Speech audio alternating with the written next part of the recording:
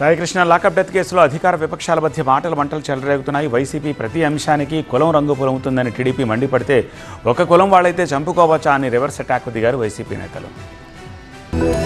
సాయికృష్ణ హత్య కేసులో టీడీపీ నేతల వ్యాఖ్యలు సరికావన్నారు వైసీపీ నేతలు. ఒకే కులం వారైతే చంపుకోవచ్చా అని ప్రశ్నించారు వైసీపీ నేత శ్రీకాంత్ రెడ్డి. కనీసం శవం కూడా లేకుండా చేసినటువంటి పరిస్థితి మీ హాయంలో ఇప్పుడు మీ టైంలో మనకు జరిగింది. ఆ కన్న తల్లి కనీసం బూడిదన్నా ఇవ్వండి అంటే బూడిదిచ్చే పరిస్థితుల్లో కూడా లేదు.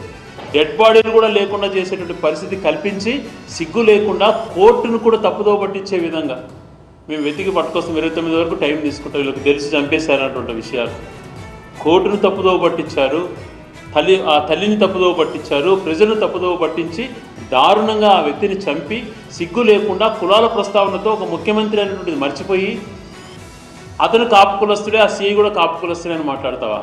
తన చేతిలో హోంశాఖ లేకపోవడం క్రిమినల్స్ అదృష్టమన్న పవన్ కళ్యాణ్ వ్యాఖ్యలను టీడీపీ స్వాగతిస్తుందా అని ప్రశ్నించారు గుడివాడ అమర్నాథ్. హోంమంత్రి శాఖ నా చేతిలో లేదు, అది క్రిమినల్స్ అదృష్టం అంటే ఏంటి అర్థం?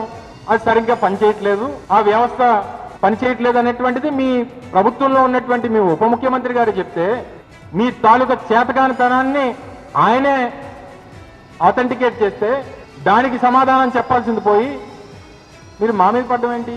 సాయికృష్ణ హత్య కేసును డైవర్ట్ చేయడానికి కూటమి నేతలు డైవర్షన్ పాలిటిక్స్ చేస్తున్నారన్నారు మాజీ మంత్రి. సాయికృష్ణ ఇష్యూ లాకప్ లో చనిపోయాడు, తీసుకెళ్లి బూడిద చేస్తారు, ప్రభుత్వం మీద ఒత్తిడి పెరుగుతూ ఉంది, ప్రజలు ప్రశ్నిస్తూ ఉన్నారు. ఏం చెయ్యాలి అని అంటే చనిపోయినవాడు కాపే, చంపినవాడు కాపే అనేటువంటి మాట మాట్లాడతాడు ముఖ్యమంత్రి.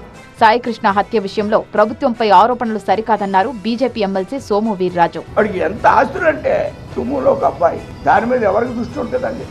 పోని పలానా ఎమ్మెల్యే చెప్పాడు, తెలుగుదేశం ఎమ్మెల్యే చెప్పాడు, ఇతను టార్గెట్ చేయమన్నారని మీరేమైనా చెప్పగలరా? ఇప్పుడున్న సర్కిల్ ఇన్స్పెక్టర్ చాలా కరప్టెడ్.